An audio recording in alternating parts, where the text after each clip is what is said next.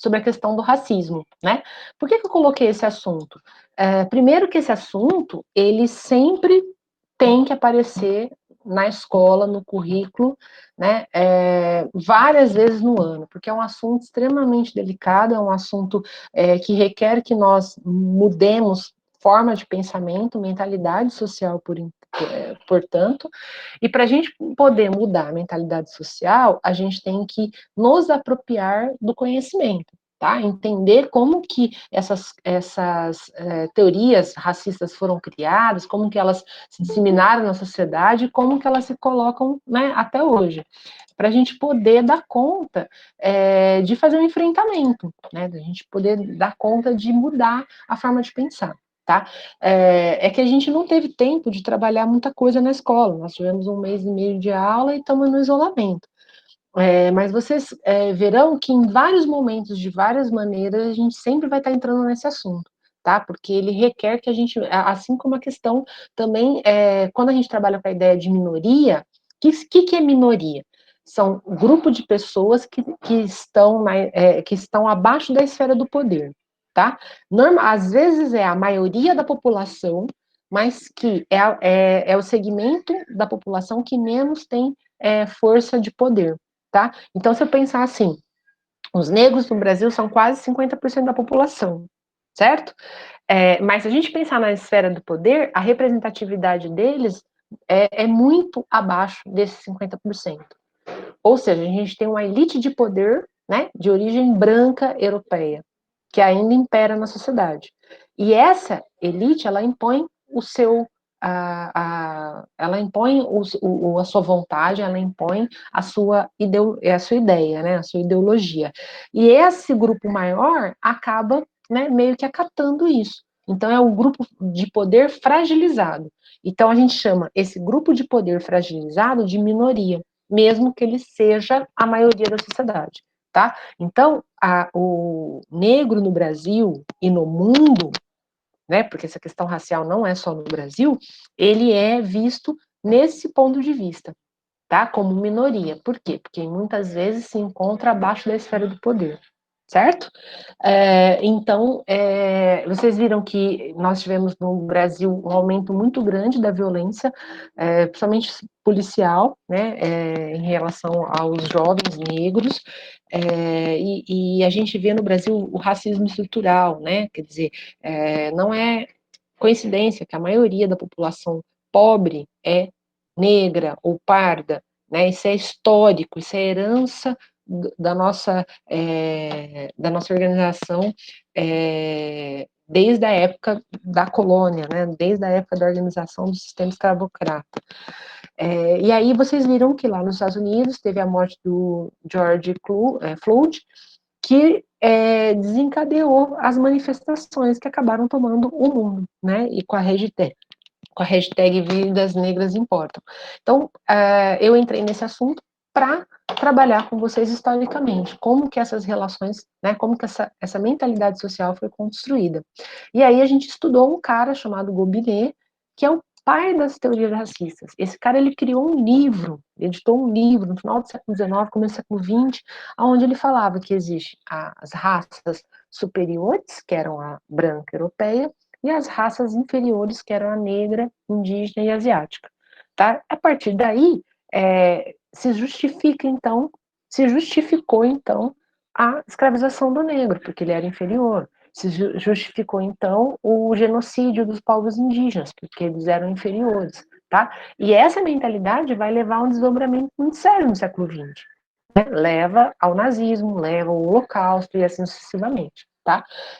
E aí, eu coloquei para vocês o seguinte: no Brasil, logo que ocorre a abolição da escravatura, é criado um mito, né? A democracia racial, na onde trabalha a ideia de que negros, indígenas, brancos viviam harmonicamente no país. Depois eu perguntei se existe para esse paraíso racial no Brasil e vocês foram unânimes. Todo mundo afirmou que no Brasil não existe um paraíso racial. Que é só a gente olhar para a violência policial, é só a gente olhar para a pobreza, é só a gente olhar para a representatividade na mídia, nas ocupações de elite, né, nos cargos de elite, que a gente não vê a mesma representatividade negras e brancas como a população brasileira está representada. Essa pergunta 3 aqui, gente, é porque no final do vídeo, não sei se vocês assistiram a minha videoaula, que eu explico essa questão do racismo, lá no final eu explico. Porque, na verdade, a gente não tem raça branca, negra, indígena ou asiática. A gente tem raça humana. Raça humana é uma só, a nossa, Homo sapiens. Tá? O que nós temos é etnias diferentes. E aí, as etnias, elas compõem um núcleo de cultura, ou seja, elas têm uma língua que as une, elas têm costumes, hábitos, e elas têm também os traços físicos, né? E aí nós temos alguma alteração na parte externa, que seria a melanina. Mais ou menos incidência do sol, pele mais escura, mais ou menos incidência, pele clara, e assim sucessivamente. Quer dizer, essas diferenças que a gente chama de fenótipo, que é a diferença externa, tá? Ela teve muito mais a ver com o processo de evolução, no sentido de da gente se adaptar enquanto espécie humana ao meio ambiente, do que a gente ter diferença de formação estrutural. Porque a formação humana, a nossa espécie é uma só, espécie humana, tá? O que a gente tem é várias etnias diferentes. Então, nós temos uma etnia asiática, etnia indígena, que daí compõe várias etnias, porque são várias culturas, várias línguas. Etnia negra, se a gente pegar a África, são 2.000 línguas faladas lá. Pelo menos 2.000 etnias diferentes, certo? Então, isso aqui, assim, muitos de vocês entenderam, mas algumas pessoas ficaram com dúvida, me mandaram pergunta, eu expliquei e tal, tá? E qual que vocês me respondem? Por que a gente pode afirmar que racismo reverso ou ao inverso não existe? Por que vocês acham? Eu acho que a questão de racismo reverso é uma coisa meio contraditória de se dizer. Porque, querendo ou não, como você disse, os passados negros vêm sempre dessa origem de, como você disse, de uma coisa de um nível mais baixo, sabe? Você disse também que é como se fosse que os brancos fossem de um nível, não passaram por um nível um pouquinho mais alto. Eu acho que não seria um preconceito reverso, mas sim uma luta por igualdade. Sim, é porque assim, ó, quando a gente fala do racismo reverso, a gente está querendo dizer assim, que quando eu viro uma pessoa e falo assim, fulano, você é uma branquela, você é uma barata descascada, tal, que isso é um racismo reverso, não é, isso é um xingamento, isso é uma discriminação, tal. É argumento de branco racista. Não, também existe, eu sofro racismo, os caras me chamam de leite, quadrado. Porque, na verdade, é o seguinte, quando a gente fala do racismo, a gente está falando da mentalidade, da superioridade de uma raça em detrimento da outra. E isso foi criado pelo Gobineau, as teorias racistas que pairam na sociedade até hoje.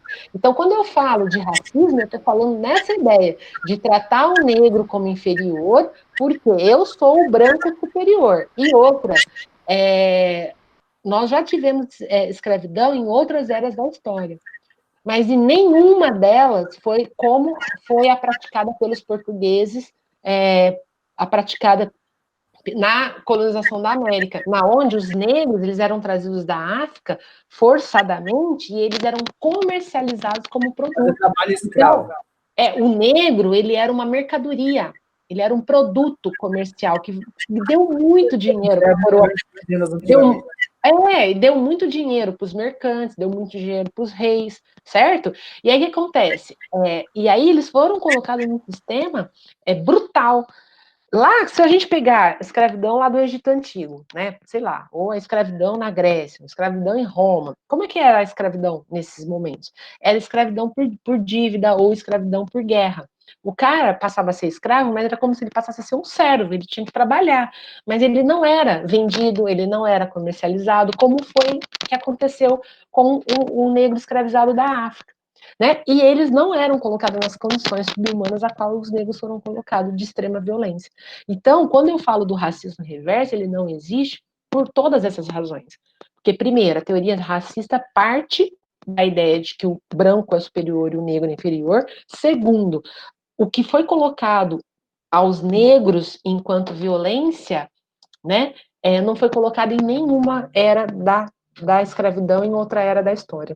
tá? Então, eu posso dizer que eu xingo o outro de branquela, sei lá das quantas, eu estou cometendo um crime de injúria, estou cometendo um crime de discriminação, tá? Mas eu não estou praticando racismo, certo?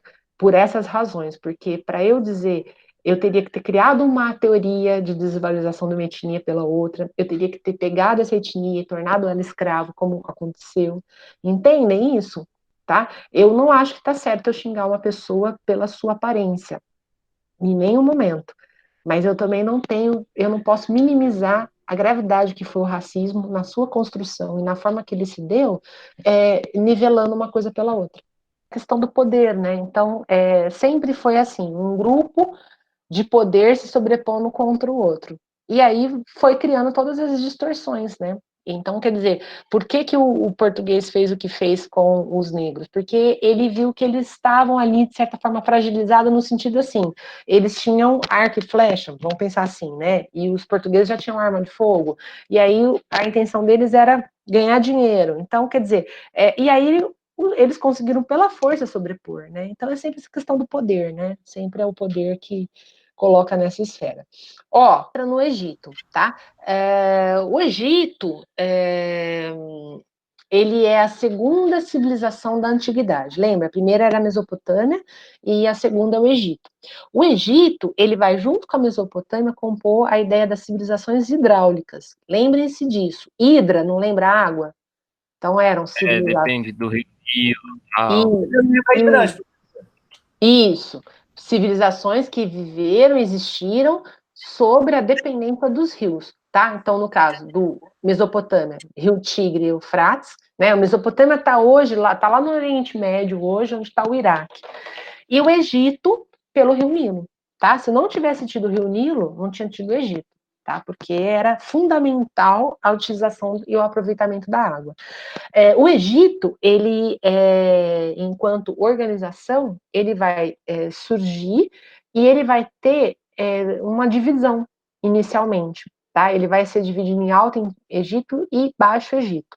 O Alto Egito, ele ficava mais no centro-sul do Egito e o Baixo Egito do centro-norte, às margens do Mediterrâneo. E o Baixo Egito ele era muito mais desenvolvido que o Alto Egito. Por quê? Porque lá eles tinham uma área de produção, uma área para plantação mais favorável, e eles tinham saída para o mar Mediterrâneo, e eles faziam comércio já com os povos que viviam à margem do Mediterrâneo. Aí o Minés, que era um imperador do Alto Egito, vai organizar um exército e vai dominar o Baixo Egito e vai unificar o Egito, tá? E aí a unificação do Egito muda as coroas, porque o Baixo Egito tem a coroa vermelha e o Alto Egito a coroa branca. E aí quando ele unifica, ela passa a ter as duas coroas numa só, tá bom? Então era só para lembrar disso, certo? Os egípcios eles tinham uma escrita que era hieroglifa, que é a escrita com desenho, né? Vocês já viram muitas e muitas vezes. Para usar essa escrita, tinha pessoas específicas, que eram os escribas, eles eram os responsáveis em escrever toda a documentação aí, entre aspas, todos os painéis, tudo que há de registro, né, era feito por esse segmento. Então, os grupos sociais é a divisão do Alto e do Baixo Egito, tá? O Baixo Egito do centro-norte e o Baixo, ao contrário. O Baixo Egito do centro para o norte e o Alto do centro para o sul, tá? Então, veja bem, o Egito, ele tem uma organização, aqui é a unificação, né, das coroas, coroa branca, que era do alto, coroa vermelha, que era do baixo, unificado ficou a dupla coroa. Lembrando que sempre a serpente era um símbolo de proteção, né, dos faraós. Eles aproveitavam aí as águas do rio, lembra? Fazendo canal de irrigação, né? Porque o rio, o Nilo, ele tinha um momento do ano que ele enchia. e inundava as margens. E aí, quando ele voltava para o leito normal, as margens ficavam super fertilizadas e eles também começaram a fazer uma forma de construir diques, canais, para levar a água mais longe e aproveitar. E aí o Heródoto, que foi um historiador grego, dizia, né, o Egito é uma dádiva do Nilo. O que significa isso? Que sem o Nilo não teria acontecido o Egito, tá? Era aqui que eu queria ter chegado, tá? Aqui é a pirâmide social. Qual a principal figura de poder do Egito? O faraó. O faraó é o rei. Ele era considerado um deus vivo, certo? E ele tinha função administrativa, política, e normalmente ele era monogâmico. Eles prezavam muito pela manutenção da linhagem familiar, então era muito comum o faraó casar com a irmã, casar com a tia, né, e assim sucessivamente, para poder manter a linhagem da família. Então, aqui está a vestimenta dele, é uma vestimenta de gala, por assim dizer, né, da realeza. Então, o cajado significa dizer que ele estava ali para comandar todo o povo do Egito. A chave, tanto ela tinha simbologia como do masculino de Ísis e Osíris, né, masculino e feminino, como ela simbolizava também a importância dele na passagem para outra vida, né? Normalmente esse turbante era uma marca da realeza, né, como se fosse uma coroa, e sempre a esfinge aqui como um símbolo de proteção. Normalmente a barba ela era postiça, eles preservavam muito pela maquiagem, né? Então essa aqui era uma roupa de gala dos egípcios. Aí vinham os sacerdotes, que eles acreditavam na vida após a morte, então era extremamente importante a vida sacerdotal, normalmente eram pessoas que estavam ali organizando organizando essa estrutura, organizando os ritos funerários, com a mumificação e tudo mais. Os altos funcionários, que eram responsáveis por fiscalizar a produtividade e tal, o vizir, que seria esse fiscal, aí que estava por função de estar ali junto aos camponeses, fiscalizando o trabalho e fazendo aí a arrecadação de impostos, os militares e os escribas que eu já falei para vocês, tá? Os artesãos ia desde ferreiro, carpinteiro, barqueiro, cervejeiro, era um trabalho extremamente importante no sentido da organização da estrutura como um todo do Egito. E os camponeses, que era a grande maioria da população, eles tinham normalmente uma área de terra onde eles moravam, e na entre-safra, normalmente eles prestavam serviço nas obras do faraó. E aí aquele mito que a gente acha que as pirâmides foram construídas pelos escravos, e não foram construídas pelos camponeses, né, justamente prestando serviço ao faraó, tá bom? Aí aqui, eu gosto muito desse painel, porque ele mostra, né, um momento cotidiano, essa figura seria o vizir, e aqui estaria os camponeses trabalhando na colheita, né, na produção, que era a base da organização econômica do Egito. E os escravos, que eram o menor grupo, tá? Normalmente podiam ser prisioneiros de guerra, escravos por dívidas, tal, mas ele era o menor grupo, tá? A maioria do grupo era os camponeses. Essa aqui foi a perguntinha lá que eu fiz para vocês, qual que era a religião, tá? Então, politeístas é isso, crença em vários deuses. E os principais deuses o deus Ra, que é o deus Sol, Osíris, Íris, Horus, né? Contém um pouco do mito da criação do Egito a partir da história deles, né? De Osíris, Íris e Horus. Na verdade, Osíris e Ísis, Sete e Nefti são os filhos de Nut e Gerbe, que deu origem ao Egito, né? A vida após a morte, por isso que eles mumificavam, porque eles acreditavam que a pessoa tinha que acordar na outra vida intacta, né? Claro que não era todo mundo que era mumificado, eram as pessoas importantes. Quem era a pessoa mais importante? O faraó e sua família, né? A realeza e tal. Aqui é um sarcófago, mumificação já falei, o Anubis, né, que é considerado o deus guardião aí do processo de mumificação, e que ele também era o responsável em guiar as pessoas no momento da passagem, né, até a outra vida, onde as pessoas iam ser julgadas por Osíris, tá? Mas, professora, falando nisso, eu fui parar pra perceber e eu percebi depois que eu tinha feito a atividade. que o Amit, ele representa os três animais que eram mais encontrados na base ali do Nilo, que é os hipopótamos, os crocodilos e os leões. Eu só fui parar para pensar nisso agora. Sim, sim. E tem alguns animais muito importantes. Então, por exemplo, o gato sempre foi um animal importante. E aí tem uma deusa, que agora esqueci o nome dela, que ela tem. Você encontra ela só com a figura do gato preto, o gato literal, como você encontra ela com o rosto de gato e o corpo humano, né? E muitos de alguns deuses ou de alguns monstros divinos, por assim dizer, eles faziam esse misto entre o hipopótamo, o jacaré, porque eram animais típicos ali, né? Então, como eles tinham essa crença nessas divindades que tinham esse poder de transmutação, eles misturavam, né, todos esses elementos aí para construir a divindade. Né? E é muito rico, assim, né? A mitologia egípcia tem muitos elementos, é muito bacana, assim. A gente conhece os principais, né? Que é Ísis, Osíris e tal, né? O Anubis, que é muito famoso, né? O Sete é todo, ele tem metade cara de chacal, mas é um chacal meio misturado com aquela com os dentes, assim, de jacaré, né? É tudo muito misturado, assim. É muito bacana ver como que eles trabalhavam. Porque eles acreditavam que as divindades eram antropomórficas, né? Metade homem, metade animal, né? Então eles tinham toda essa crença. Então é um universo interessante, assim, né? E o que você observou é isso aí mesmo. Eles faziam essa ligação toda, né? Vocês estão colocando aqui no chat, o Lucas colocou incesto, né? Pra você vê, né? Eles não enxergavam como incesto o casamento entre irmãos da realeza, do faraó. Justamente porque o faraó era visto como um deus na terra, né? Um deus vivo na terra. Então, era como se dentre eles não estaria errado, né? Quer dizer, eles não tinham essa concepção que nós temos hoje, que seria um incesto, né? Que realmente é.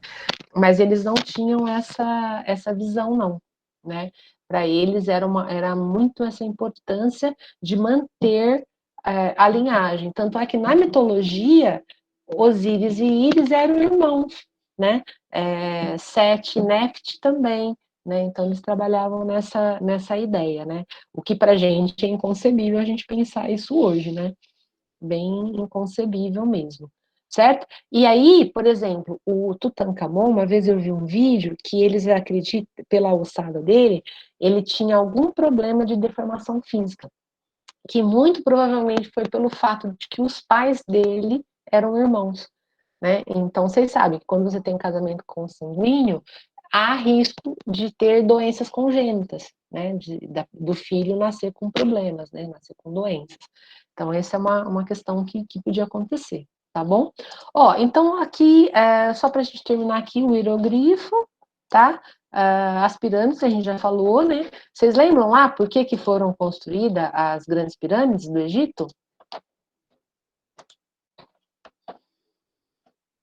Hã?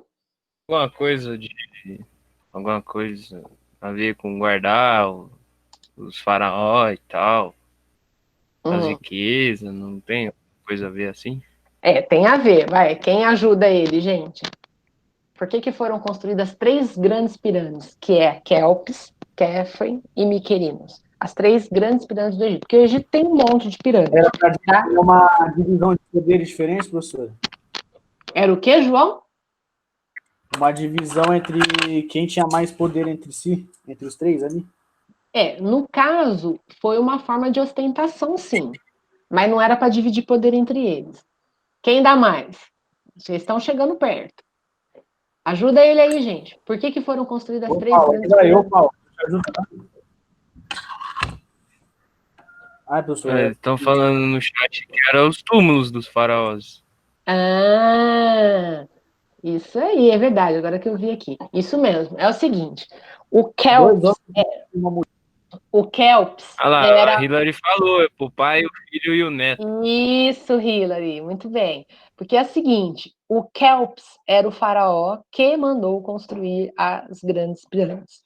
Por que ele mandou fazer? Para ser o túmulo dele, para o seu filho, Kelps, e para o seu neto, Miquerinos. Daí o nome das pirâmides, Kelps, Kefren e Miquerinos, tá? Então, parece a tumba deles. Só para vocês terem uma ideia, esse processo de construção durou quase 20 anos. E é fantástico pensar em engenharia que foi construída ali, tá? Quem daqui está fazendo a eletiva da gente, minha e da Paula, a gente mostrou um vídeo que mostra, né? Até hoje não tem certeza de como que eles faziam para levantar um bloco de 1 tonelada. Imagina, gente, 1 tonelada. Como que eu fazia?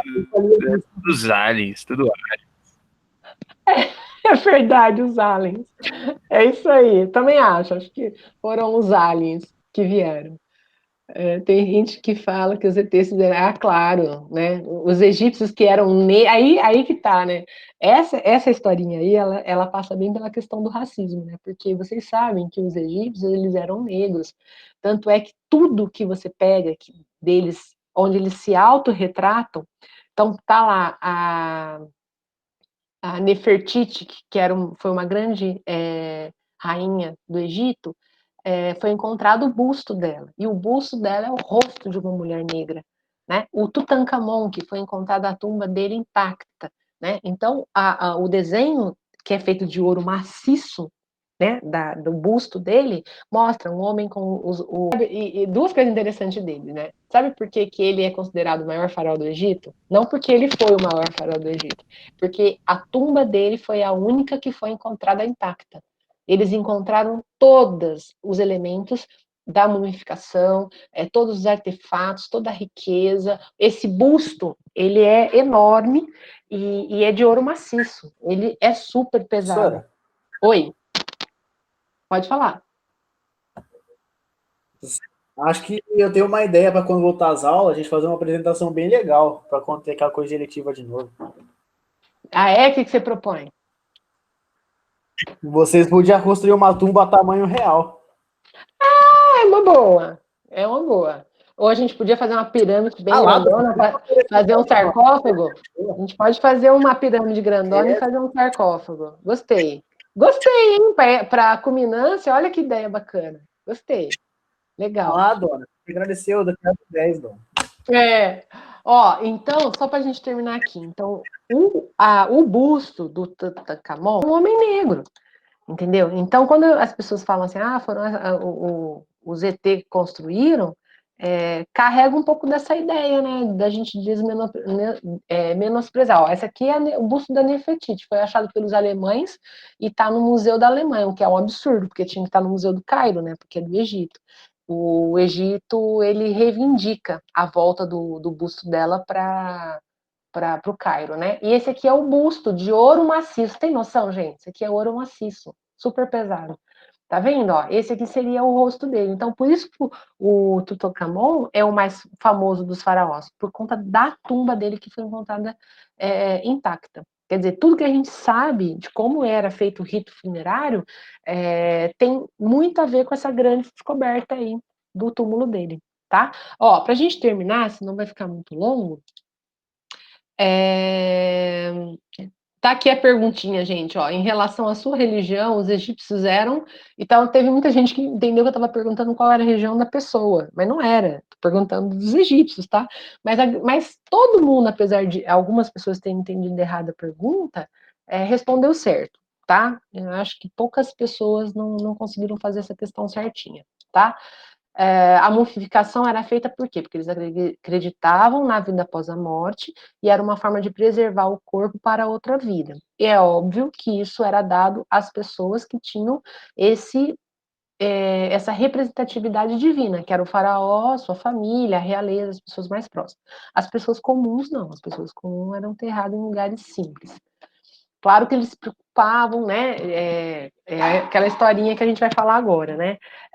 Então, Anubis, ele passou a ser responsável pelo rito funerário e por guiar as pessoas, né, para o outro lado, né, para outra vida, para ser julgada por Osíris. Como é que era o julgamento do Osíris? Né, que antes era feita por Anubis, aí depois tem a história de que Osíris vai ser morto pelo Sete, ele vai ser mumificado, vai ressuscitar na outra vida, vai passar a ser o rei da vida após a morte, né, da outra vida. E aí Osíris vai ser o grande julgador das pessoas. Então vai colocar numa balança uma pena, do outro lado o coração da pessoa. Se o seu coração pesar mais que a pena, quer dizer que você foi uma pessoa que não merece estar ali. Tá? Então você não vai conseguir entrar no reino do céu, da outra vida. Ele não falava de céu, né? No entanto, se o seu coração for mais leve que a pena, significa dizer que você é digno da outra vida, tá? Então é um mito que se cria a partir disso, tá? Agora, para a gente fechar, na aula passada, que a gente conversou aqui, eu mostrei para vocês a mitologia, né? Sem o material. Dentre as coisas importantes que a gente falou na aula passada, a gente falou do mito da criação, né, a partir dos irmãos Osíris e Ísis, que eles eram filhos de Gerbe, Nut, que é o céu, Gerbe, que é a terra. Então, desde o ventre da mãe, eles eram apaixonados, e quando aí eles vão nascer, vão se casar, e vão, depois, quando o irmão deles, que é o Sete, que vai ser o símbolo da maldade e tudo mais, vai ter muito ciúme desse amor deles, e aí, em um dado momento, vai fazer uma guerra e vai matar Osíris. E aí a Ísis vai chorar a morte dele, formando as águas do rio Nilo. E o Sete vai espedaçar o corpo do Osíris por toda a margem do rio, formando, então, a fertilização da terra, né? Então, aí vai germinar o símbolo da germinação e da produtividade. E aí ela vai juntar os pedaços dele, aí é feito o processo de mumificação e ele vai, né, ressuscitar na outra vida. E passa a ser o julgador que passa a julgar as pessoas quando as pessoas vão passar da vida para a vida após a morte. E aí fala também de vários deuses que existem. Então tem Horus, que é o filho de Osíris e Íris, que vai lutar contra o tio, que vai acabar sendo o símbolo de proteção do Egito, que é aquele ouro, o olho, né, que tudo vê. Aí tem o deus Tote, tem Néfite, tem vários deuses, né? Todos eles têm uma simbologia ligada aí ao poder, à germinação do Nilo, à fertilidade, né? Então eles tinham toda essa organização, né, de pensamento sobre a vida e sobre a morte, tá? E aí as cores no Egito não são aleatórias, né? Então quando a gente pega ele tem muito amarelo, que seria aqui, é que não está muito bem, mas seria mais o amarelo preto. O preto faz referência ao submundo, né? Faz referência na vida após a morte. O azul, para eles, muitos deuses estavam relacionados com o azul, porque o azul simboliza o Nilo, simboliza a vida. E aqui, ó, esse aqui é a Nut e Gerbe. Nossa, é isso aí, vai ficar estranho. Pois é, não é engraçado? Ela é uma mulher que representa o céu. Ah, dona, é por isso que eu queria ter poder de ser elástico, dona. Hã? Por isso que eu queria ter o poder de ele esticar, dona. Ah, ia ser legal, né? Ó, aqui, os deuses. Achei, não era bem isso aqui, mas esse aqui serve. Tá? Esses são os principais deuses, tá? Amon, Anubis, Ra, que é o deus Sol, Horus, Osíris. Tá vendo, ó? Muitos, metade animal, metade homem. Ísis, o Sete, que é o irmão malvado que vai matar Osíris, certo? Maá, e assim vai. Tá vendo? Eles usavam muito as cores. O azul, tá? Ele sempre vai estar fazendo referência ao Nilo, tá? O amarelo, a vegetação, o preto, a mumificação ao submundo. Então, as cores utilizadas pelos egípcios, elas são simbólicas. E o branco, tanto ele vai representar como a espiritualidade, a paz, como vai representar a vida cotidiana. Porque os egípcios comuns, eles usavam roupa feita de linho, né? Como eles não tinham grana para fazer ornamentos, é sempre aquele branco simples, né? Que representa um pouco da vida cotidiana. Então é bem interessante, né? No Egito tudo é muito simbólico, né? Desde a representatividade dos deuses, as cores utilizadas para representar a vida, a organização deles como um todo, tudo era muito simbólico, tá? É bem interessante. Saudade. Eu também tô com muita saudade, gente. Muita. Fiquem bem. Até Você mais. também. Tchau. Beijo, beijo. Beijo. Beijo, João. Beijo todo mundo. Beijo, Lucas. Beijo todo mundo. Beijo a todo mundo. Beijo todo mundo. Beijo a todo mundo. Aproveita. Tchau, tchau. Tchau. Tchau, João. Até. Até. Até mais.